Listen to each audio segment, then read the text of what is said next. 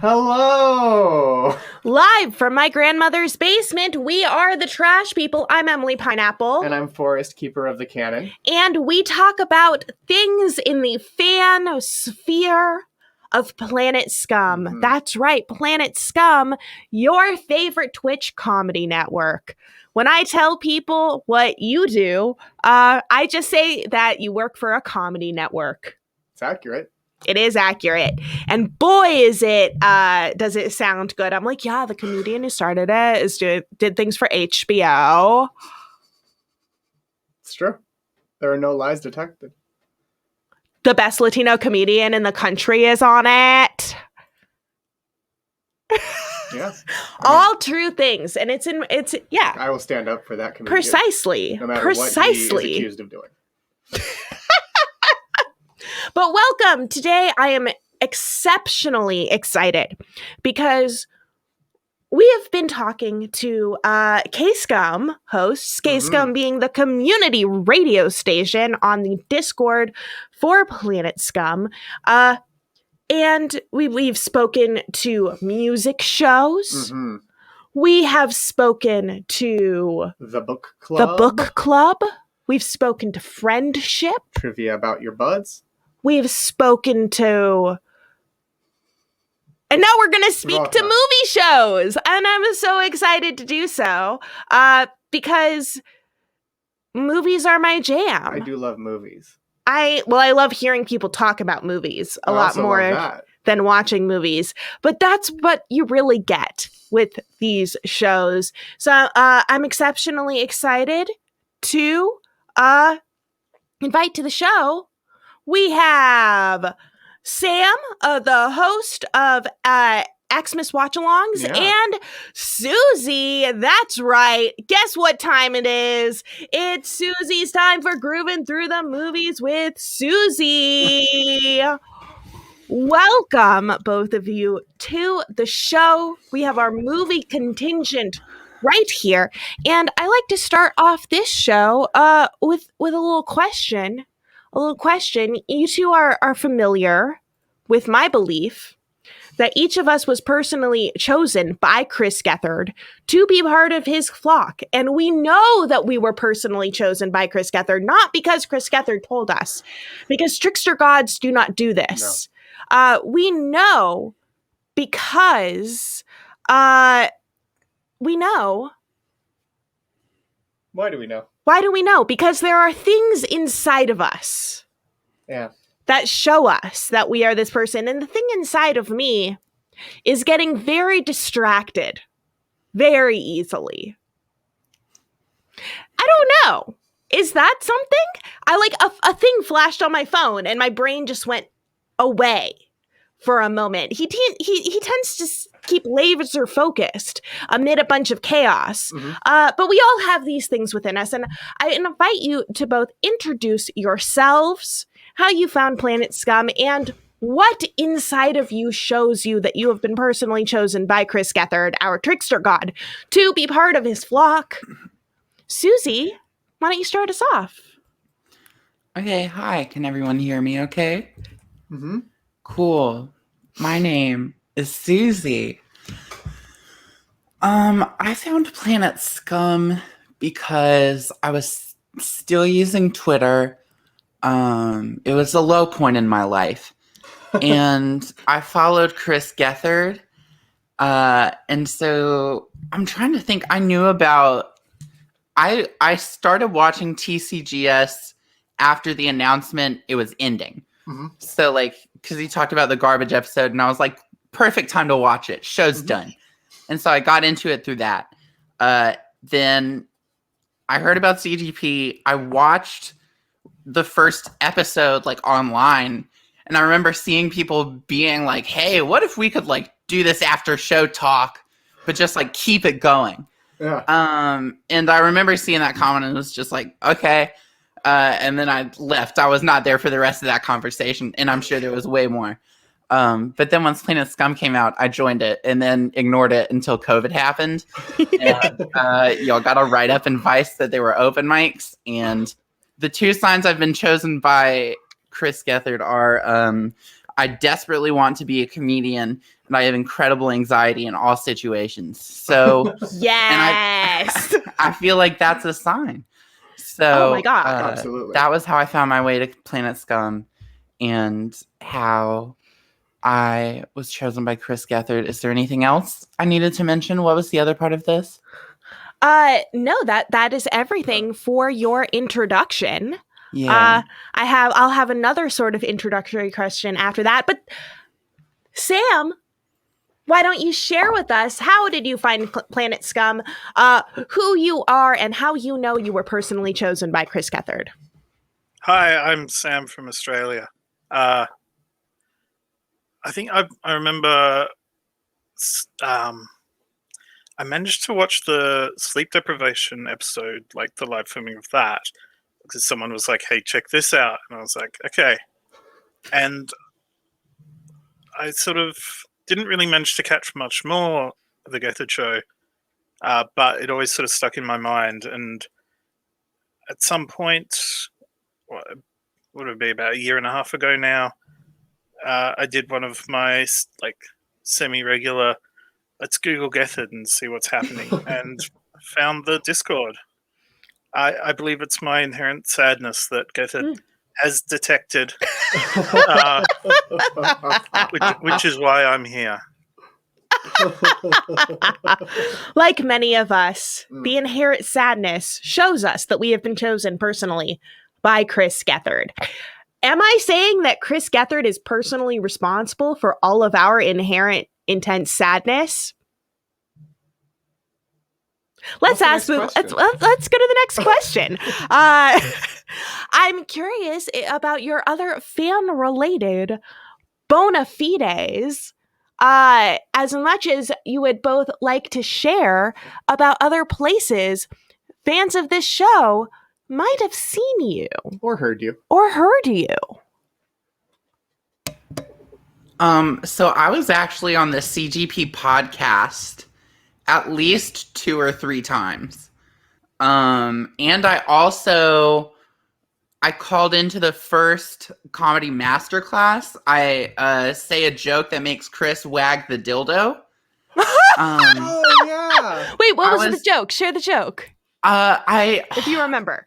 Because it was that night, the punchline setup was, I like my women like I like my chicken.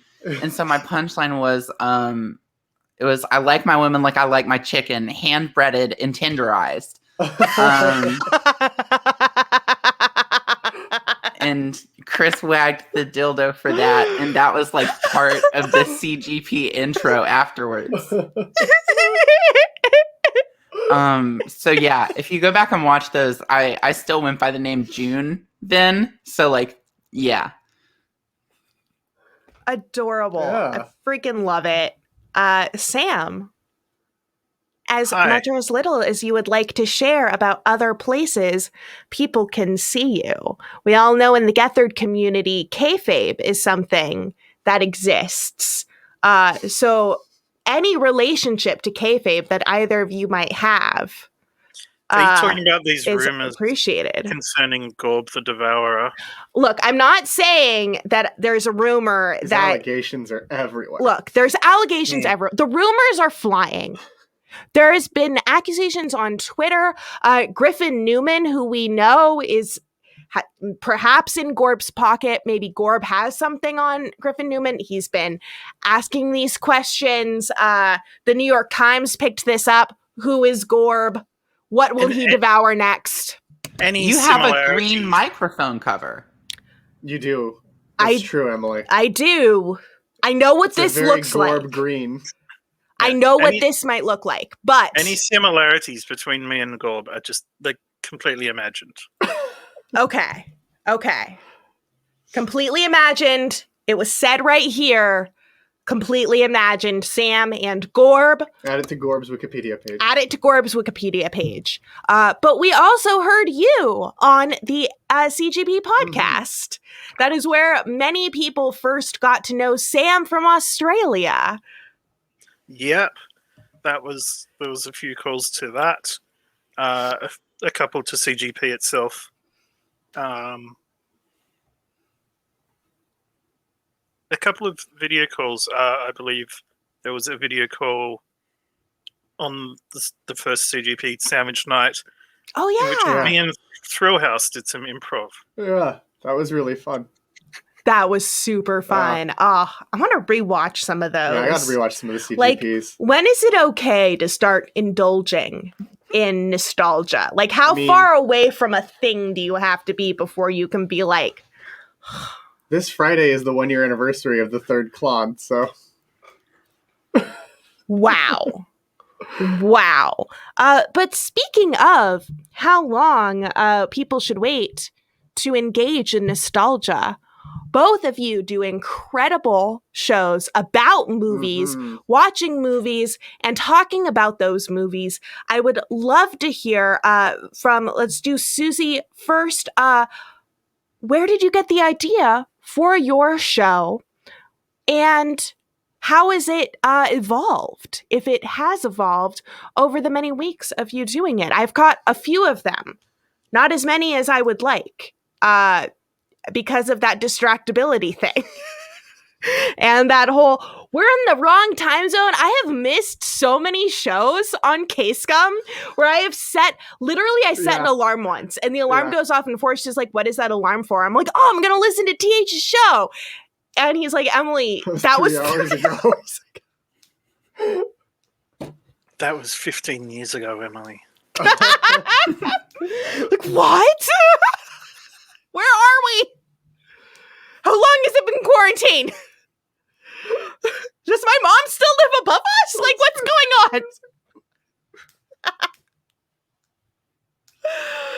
going on? But Susie, if you can remember what my question was. Yeah. We're free forming, we're flowing, we're going with it. Okay. I started the show, I think because I love movies. I love talking to people about movies. And I was bored. And that was the perfect storm. Trifecta. Yeah. And of course there's more to it than that. But yeah, I just felt like, I was seeing other people do Scum shows, and I wanted more opportunities for like myself to perform and do stuff. Even though things were closed down, obviously. And so, yeah, I started doing the show. I'd say it's definitely evolved because I had no clue what I was doing at first. I was just kind of like trying to figure out like how to talk about movies with people for an hour, is if I am like the one guiding it. I feel like recently I've kind of tried to go towards like, I guess more like analysis. I'd really love to start just talking more about like film as a language, because I think it's really important. And like, I don't know, I'm in all these film classes, and like, I don't know, nobody should have to pay for that information. So what do you think about that, film major? That's someone who paid for that information. Yeah. Yeah. You're not wrong. I feel like it's stuff that's, important for people to know. Yeah. And so, yeah. And also, like, I've started doing watch-alongs, pretty explicitly inspired by Sam. I messaged Sam and was like, hey, how are you doing this? I have a contact. So yeah, Sam hooked me up with his live stream plug, and so now we do live streams. The first one of those was Cats on Christmas Eve, which was a blast. That movie is horrendous. And it was so much fun to watch with everybody. It was a blast to watch with people. The last movie we did was Southland Tales this past week, which I don't even know what to say about that movie. I've seen it twice now, and I've got no words, but it was an odd watch. I didn't know Southland Tales had a butthole cut. Yeah. There's a cut where it's the Rock just stops in the scene and he just drops it, bends over, you know?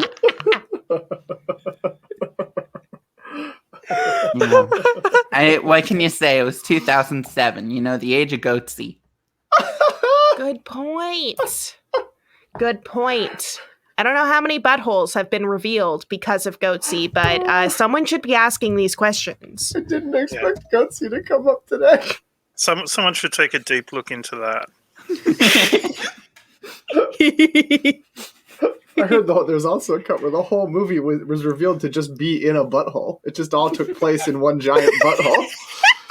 Yeah, Like they the like Tommy pull Westfall. out. It like pulls out from the scene and over like the map, and then it pulls out and it's the Earth, and then it pulls out further, and it's the butthole. Yeah. Southland is a euphemism. Whoa. Yes. Thank you, Henry. Yes. Yes. Yes. Yes. Right there. Sam, what inspired you to start your Christmas movie watch-alongs, and tell us how it has evolved? Well, I like Christmas. There was a Christmas submissions playlist on Scum that was partially my suggestion, and also there was a bunch of I like Christmas, and I like the shitty things that people make about Christmas as well. Mm-hmm. They're always quite fun. There have been a couple of episodes and films that were Christmas related that I was like, well, people should see this. And I believe I started off the first one. I did 3 episodes. One was a community Christmas special. I figured do something like that to draw in the crowds, because they know that's good. And then it was 2 of my weird picks, one of which was it was an episode of the show that goes wrong that was Christmas based. And then there was ADBC, which is a nativity rock opera by Matt Berry and Richard Ayoade. A nativity rock opera? Yeah, from the point of view of the innkeeper. So just like Jesus Christ, like, whoa, he wouldn't have even said that. You didn't do that on purpose? No, I didn't. Oh. I grew up in this Christian nation. It just tumbles out of my mouth. Yes, it does sound amazing. We also watched Santa with Muscles. Was that part of it? Yeah, that was the second one. Yeah, no, I think, Right? was that the second or third? Because we did Oh, Peter Pan Goes Wrong. yeah. Ooh. Santa with Muscles so- was like after Christmas. I remember distinctly. Oh, okay. Yeah, that sounds about right. There's maybe after Cats. Yeah, we did Peter Pan Goes Wrong, which I quite like these Goes Wrong people. They put on a play, and I hope it goes well, and it doesn't, because some of them are bad at their lines, some of them are just bad actors, and the set often does not survive. But this is all intentional, and it's very funny. They did Peter Pan Goes Wrong, which is like a traditional Christmas pantomime. It's a very British thing. And A very old British thing. And yes, we did Santa with Muscles, the whole Hogan film, where he hits his head, thinks he's Santa, and then has to save an orphanage from a group of evil scientists. And it's probably the best movie that I have ever seen. It's also Mila Kunis' screen debut. Yes. Yes. 100p.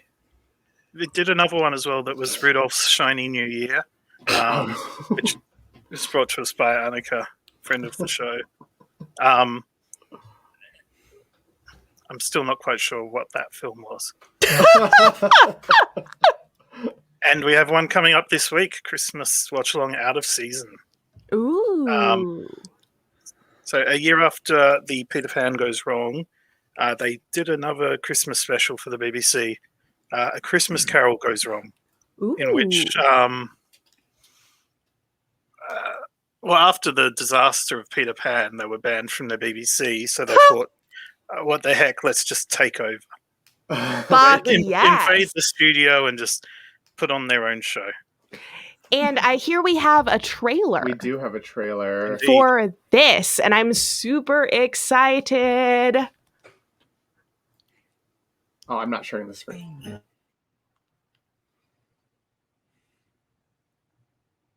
Will I not fall?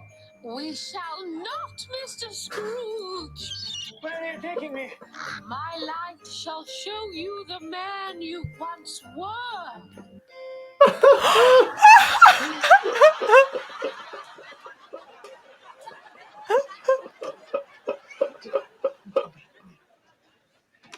Welcome to Green Scene 1, 2, 3, where with just one click, you can be on a beach. Or at the Eiffel Tower. Overlay your own exciting footage.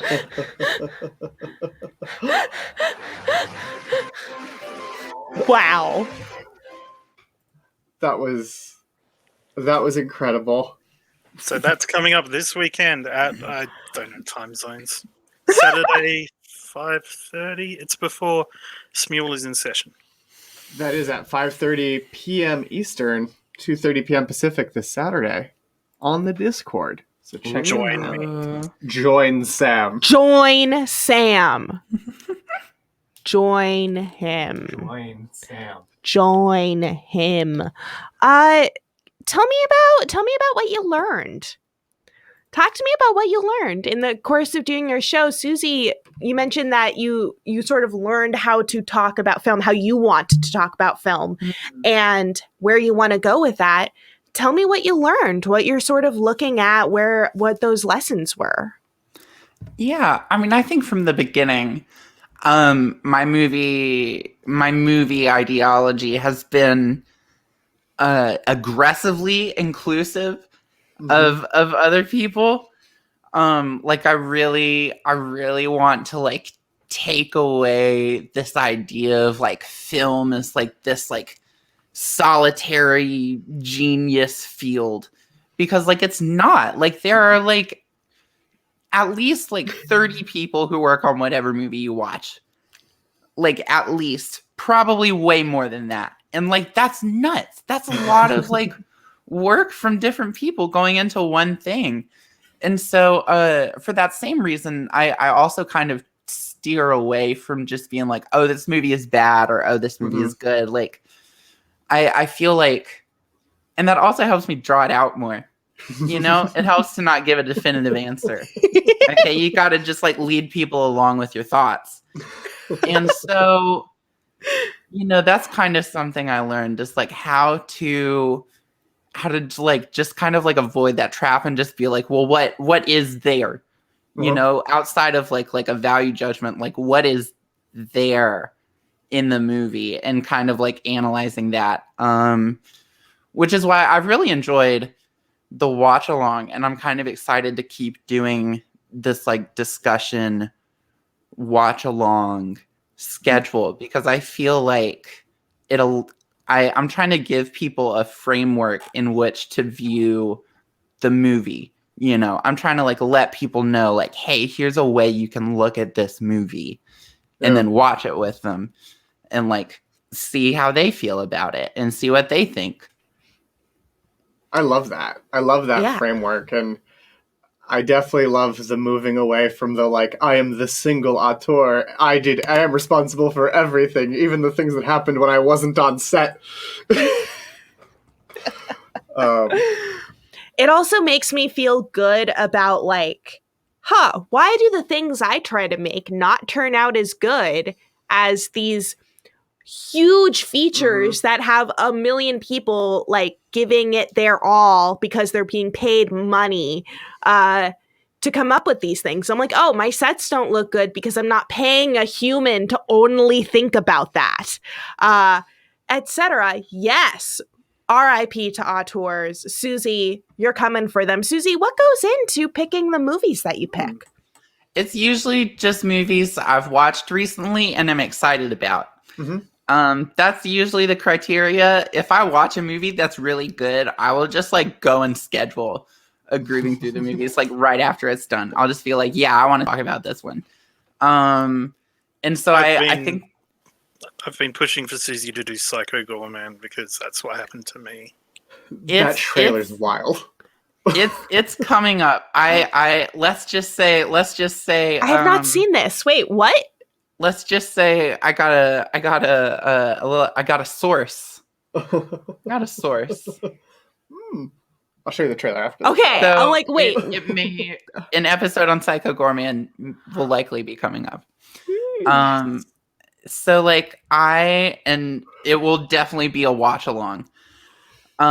Because yeah, I love watching movies with people, and I really miss that. But I'm also like, I'm not gonna go to a theater right now.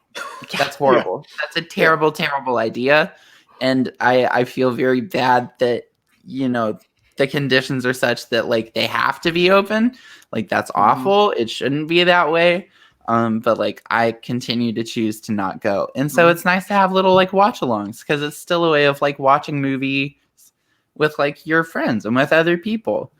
And yeah, you know, especially when there's as crazy as Cats or Southland Tales, you know, it's just really fun to kind of be able to like talk through those. Yeah. I love that. Sam, tell me what you learned. I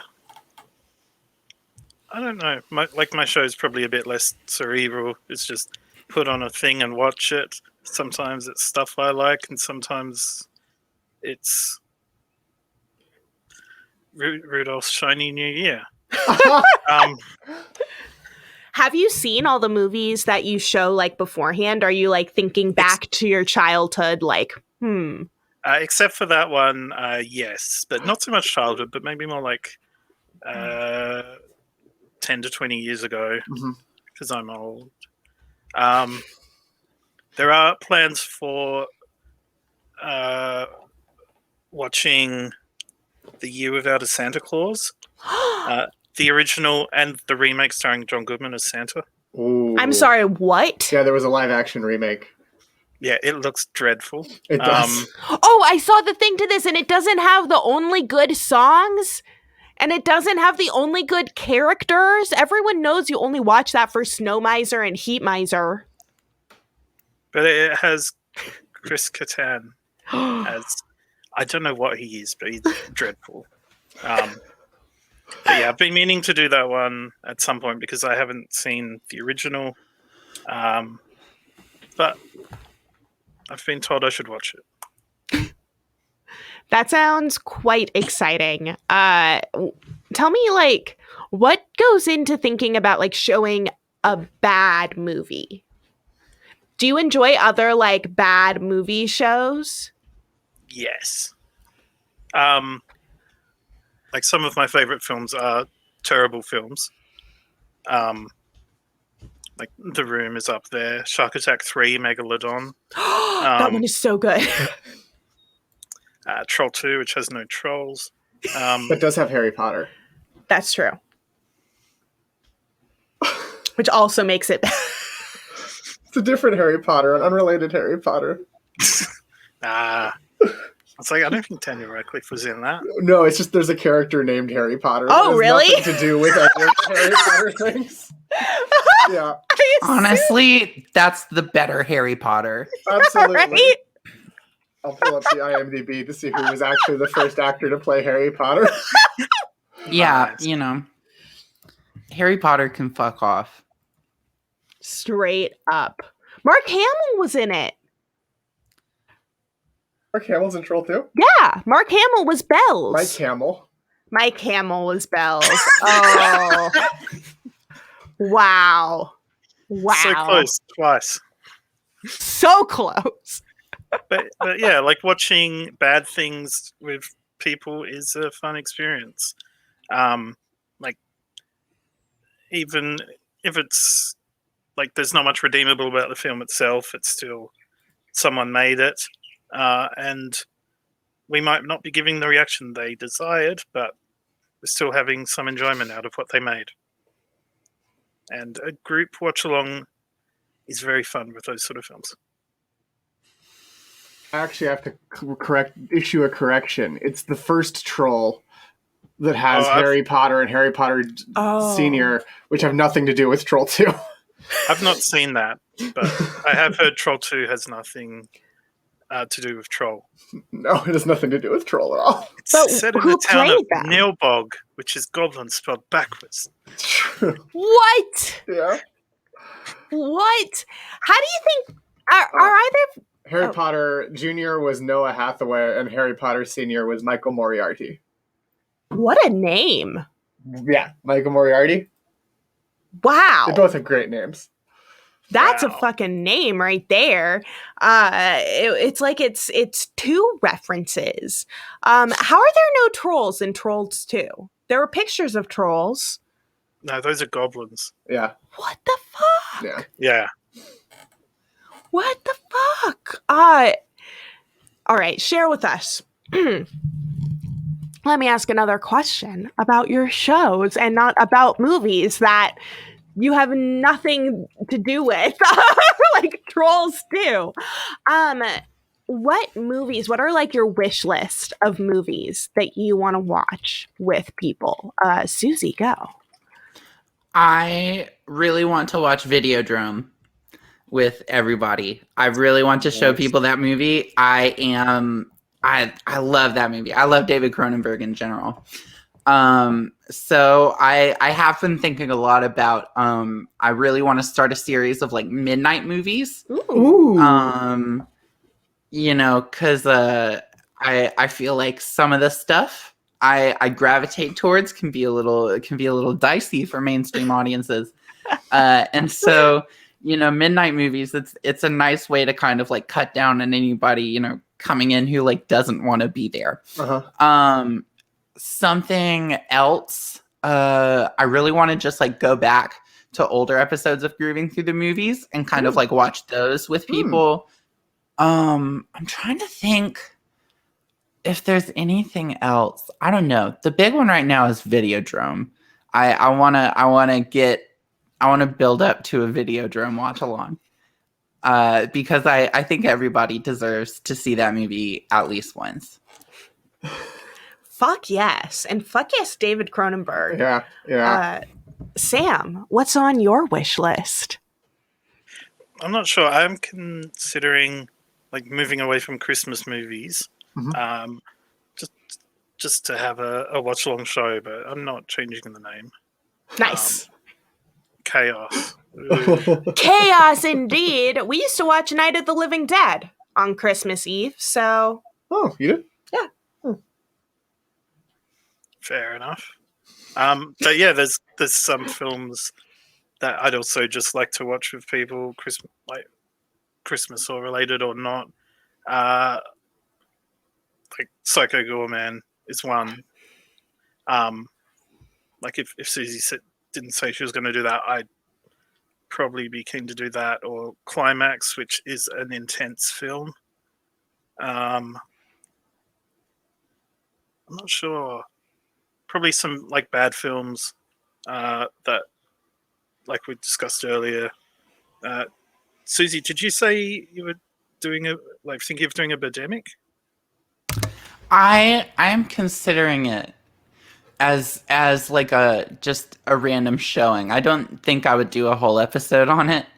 Yeah, no, fair enough. Or maybe, who knows? Maybe I will. You said you haven't seen Birdemic 2. I haven't. I did also, one time Dot mentioned the movie Joker, and I said that I would pivot the whole show to talking about Joker, and I didn't. And I think about that. That's one of my biggest regrets. I wish I had committed to that bit. So, yeah, just watch out if anybody mentions Joker again. It's not too late. It's not too late. It's not too late. It's not too late to commit. It is never too late to commit to the Joker. Is it? Is there a too late? I liked that movie a lot. It looked like San Francisco. because there was so much garbage in the streets. And then I was like, oh, they did that on purpose in the movie to like say something. / to make it look like New York used to look and San Francisco still looks. It's like, oh, it's home. Yeah. There's a horrifying like hellscape of a city. It's almost as effective as Venom's role of just constantly saying the word San Francisco and having Venom wear San Francisco themed shirts as much as they could. Yes. Every shirt he wore was a reference to something in San Francisco. He has a shirt that just is the name of a neighborhood in San Francisco to be like, oh, does he live there? No, clearly not. But like he might like it. He's just a fan. Yeah. He's just a Venom big would fan. be a great watch along. Yeah. I would love to do an episode on the queer subtext of Venom. Oh, yes. Yeah. I have read some things about that. Can we get a taste? Oh, well, like, I do. This is a diversion off of what Sam was saying. And so I do want to give room for whatever Sam was going to finish. Please. I've already forgotten. I cede the rest of my time to Susie. Okay. Well, so there's this whole plot line in Venom where like the Venom takes over what's his name's ex-girlfriend and then like finds Venom. Oh yeah. Finds the regular guy and then they kiss. Mm-hmm. And then like 3 scenes later, the woman's like, yeah, the kiss was not my idea. And the whole time, like, Venom and this guy are like odd couple bickering. Okay. It's like the Birdcage as a superhero movie. And, you know, they kiss at the end. The symbiote is clearly jealous of Eddie having affections for anyone else. Mm-hmm. And like, yeah, I feel like there's no way for them to have a traditional love story. Like, regardless of what they do, it's going to be a throuple. So I am fascinated by Venom. I don't know if they thought that through perfectly. I mean, yeah, they thought about it the perfect amount. They thought about it as much as they needed to. Where'd Sam go? I think he might have had an internet. Oh no. Wait. I think he's gonna be back. He'll be back. He'll be back. Okay. That's good.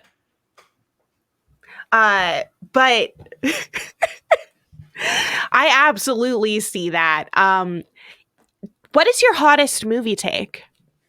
My hottest movie take. I don't know. Eraserhead is the best comedy of the 1970s. That's a good take. That is a good take. Trying to think.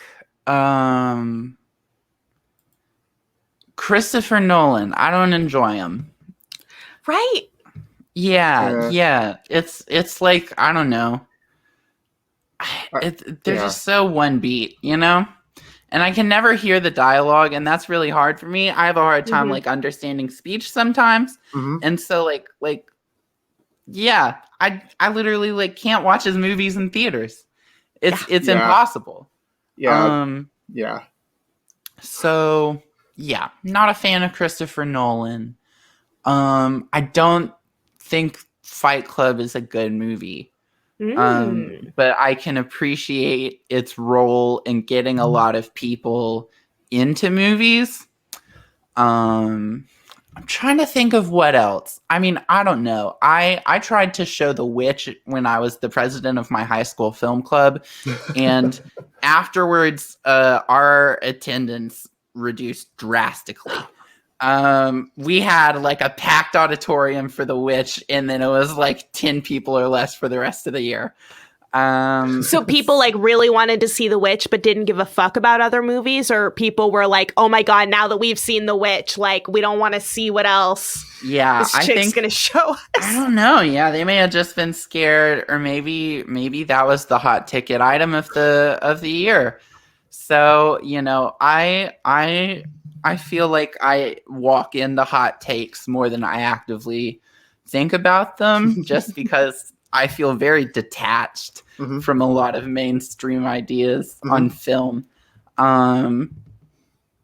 I'm trying to think. Oh, I didn't like the last two Avengers movies. I don't think like if that's the future of like blockbuster filmmaking, I don't want it to be, because they're not even movies. No, they're not. They're just like continuations of stories that other movies started. Yeah. And like I don't think either of them can really stand on their own in any way at all. And they're like way too long. I don't disagree at all. They're trying to be so funny but also be like so serious, and like it's such a weird like mental disconnect, because they're also just these weird like archetypical American propaganda figures. Yep. And so like, yeah, but like WandaVision bangs. It's Love great. WandaVision fucking fucks. Yeah. It's great. I love it so far. I'm very intrigued. And welcome back, Sam. Welcome back, Sam. I had a phone call. Oh. You have to pretend that you're still at work instead of talking about movies with your favorite people, who I've decided are the four of us. The three of us. You are included. You are included in your favorite people. As a favorite person. Do you even know me? I know you, but I think that that's just capitalism. Capitalism has programmed us. I've been thinking about this like hella hard. Like, why don't I love myself the most? Like, I live inside of me. Like, shouldn't I? Much like the Venom symbiote. Yeah, much like the Venom, much like Eddie Brock. It's just like Venom. Yeah. It is exactly like Venom. I'm like, why don't I love me the most? I think it's because capitalism has invaded all of our brains and tries to make us hate ourselves so that we will consume. Sam, what are your hottest movie takes? Symbiote. Hottest movie takes. Sorry, I mean symbiote, as the movie pronounces it. Symbiote? Yeah, Jenny Slate had to pronounce it as symbiote. Poor Jenny Slate in that whole movie. I think probably my hottest movie take is that Russell Crowe was good in Les Mis. Oh, he was good in Les Mis. He was. Yeah. Les Mis maybe not that hot. I mean, Les Mis. I remember all the backlash against Russell Crowe. I remember everybody being like, Russell Crowe in Les Mis sucks. Like, I remember people like citing him specifically, and I'm like, he's one of the best parts of that movie. Yeah, he's fine. He's great. Shut up. I will be warming myself to that take throughout the cold winter because it's that hot. I also haven't seen Les Mis, so I don't have an opinion on it. You don't need to see Les Mis. All you need to do is look at close-up pictures of any of the actors for like 2.5 hours, and you've seen Les Mis. I've never seen Les Mis in theaters, done by humans in a theater. Unlike Russell Crowe. I know what Stephen Premmel means. But there was a part of me that was just like, oh, did Jeffrey Rush just like have a sex scene or something? I thought it was about the allegations. Oh no. Moving on. Also, I think everyone should watch the Neverending Story 3 at least once. Because I don't want to be the only one who knows how bad it is. Yeah, that's a... I thought I had made it up. Like, I had childhood memories, and I thought I made it up. The first film has the nothing, and that's kind of cool. It's like, there's nothing. These used to be big, strong hands. The second film, I think it was like the emptiness inside Bastian as he made wishes. And that was okay. At least it was following the books to an extent. And then the third film had the nasty, played by Jack Black. Sorry, what? It's the nasty. Played by Jack Black. Yeah, as like a school punk. Yeah. Like the sort of punks in films that look like at least 10 years too old to be in that school. Like, it's just like a bunch of children and then Jack Black in a leather jacket and mohawk. Or like, what? I think that was the most surprising thing that I heard out of your mouth just now. I'm like, oh, the nasty. Yeah, that sounds like Jack Black. But also, was he even around at the same time? And then my brain's like, yes, obviously, Emily. the nasty doesn't sound unlike a Tenacious D character who has a song about them. Fucking right. Maves has seen it. Oh my god. That's ridiculous. That's true of all of the Neverending Stories. What's the worst movie you've ever seen, Sam? Mind Games. What? Who? By who? With whom? I was at the Melbourne International Film Festival, and it was opening night, and this film, it just wasn't very good. It's about a bunch of teens who go to a cabin in the woods, and oh no, one of them's left his medication behind in the van. And then one of them is psychic for no reason, and also there's a time loop that doesn't work, because if it was a proper time loop, someone uses chalk and that chalk would wear down, but like it's not a consistent time loop, and yeah, it's a film.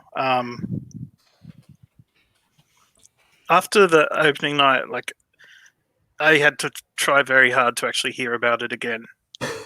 Just a little bit sad for the film. There are some films that I'm just like, this was a money laundering scheme. Like there's no other way to describe it but a scheme, right? Yeah. Susie, what's the worst movie you've ever seen? I'm gonna split this into two categories, because there's worst as in I didn't like it, and then there's worst as in I recognize it as terrible and I love it. Yes. The worst movie I've ever seen is Hotel Artemis. It is the only movie I've ever walked out of. I found it to be insufferable. I did not enjoy it. I thought it was trying way too hard and just like ripping off every other like mildly successful mid-budget action movie of the last 5 years. I did not enjoy that movie. Maybe it's just because I had seen Hereditary like 2 weeks before. Like nothing could compare. But I did not like Hotel Artemis. I thought it was trash and I walked out of it. This is also fueled by when I went to see it, it did not start for until like an hour after it was supposed to. But they gave me a free pass, so I just went and saw Hereditary with my sister and her boyfriend. Then the worst movie I've ever seen is Black Devil Doll from Hell. That title's incredible. Wow. It is about a puppet that looks like Rick James, and it can read minds and grant your deepest desires. It is awful. It's so bad. It's so bad. And it's like it is like eyeball gougingly problematic. It is painful to watch. It's painful. Did you watch it? Only like a second. Yeah. Oh my goodness. It is hands down the worst movie I've ever seen, and it will never leave my head. It is stuck in there forever. Yeah. Oh my gosh. You need an exorcist just for having watched that movie. Yeah. Oh my goodness. I fucking love that. Dear friends, I want to thank you so much for joining us today. We have actually 2 more bits for this show. As always, I will be pulling you each a card from the Archaeos. But we have something to plug. We do. And then I'm going to ask you for your plugs. And then we're going to pull the Archaeos cards. Yeah. So check out this plug. That's right. It's Art is Easy with Lorelai Ramirez, who everyone saw on Christie's episodes. Yeah, they played Preston on Coochie Creek. And they were also on Comedy Amateur Class Volume 2 as themselves. Yes. So check that out. They've been doing Art is Easy streams previously, and this is going to be a marathon with all of their friends, it seems like. Because look at all those freaking names. Including Sydney Washington from chemistry class. Mannequin Pussy from the Gethard Show. Mannequin Pussy are genuinely one of my favorite bands. Yeah. Kiko Soiree. Yeah. From Klon to $1 Billion Bonkies. Like Ana Fabrega. From just every great thing that Ana Fabrega does. Like, it's a crazy lineup. And there's going to be ambient music loops and drony music in the background. And so... Yeah, and this is fun. happening 6 p.m. to 10 p.m. EST Which is this Saturday. 3 to 7. That's Pacific. right. Saturday the 13th. And it's on their Twitch. It's on their Twitch, which is, I think it's Pile of Tears. No. It's El Ramirez 8095. 8095. Check that out. And dear friends, do you have anything that you would like to plug? Yeah. Where people can see you?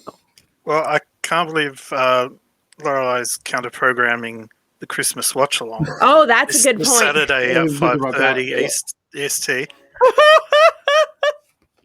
So you have a choice to make, people. You have a choice. That's my plug. Incredible. Susie, where can we see you? Hi, you can see me on Planet Scum Live as Barbara Sidebush, like every 3 months. Yeah, I'm not on there often. You can also come check me out on the post show every Wednesday. There's Susie's Time. I don't know. I don't do anything. But you will. One day there will be clubs, and all time is going to be Susie's Time. Susie's Time's going to be on fucking network TV. Local Unknown is correct. That Yes. Susie's Time is a blessed time. It is a blessed time, and this is what the cards have to say to you, Susie, the host. My goodness. How on point. You can't even see it. I'm working on it. Because of the light. We have here Martin in forward again. his stone.